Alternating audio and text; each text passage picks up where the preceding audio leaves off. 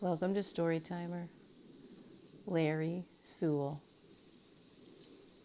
All the murders and disappearances that I write about are horrible and tragic, but the murder of a child is always harder to read about.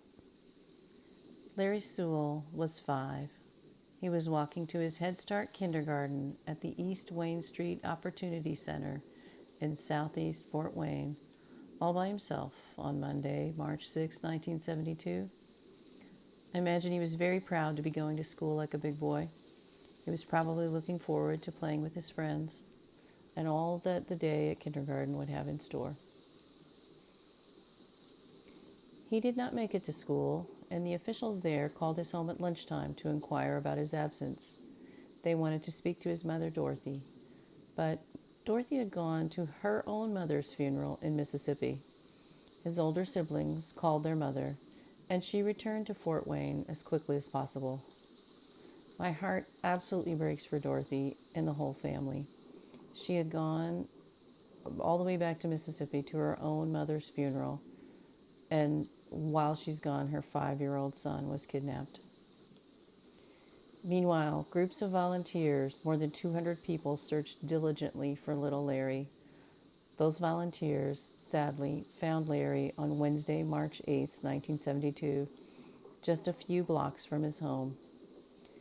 In an abandoned building at the intersection of Combs and Cochran, once home to the American Coal and Supply Company, Larry was found under a couple of old doors amid other debris.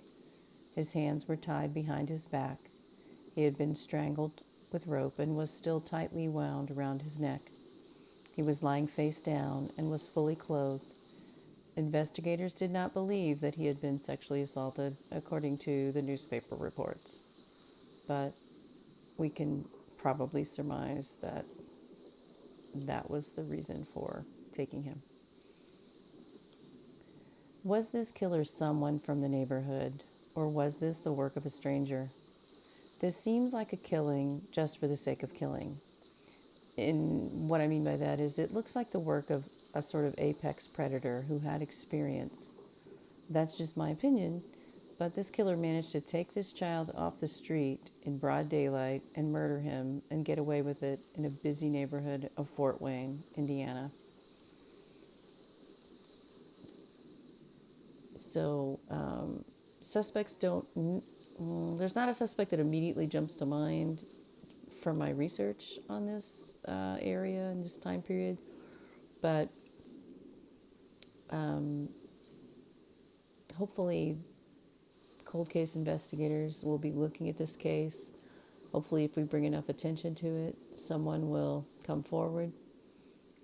Perhaps there's someone out there who feels guilty or they know something, and they come forward. Hopefully, there's always hope in solving these old cold cases.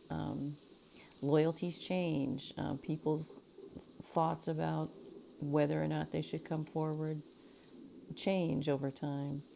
And it's possible that someone will come forward with information about the murder of Larry Suel. Rest in peace, Larry Suel.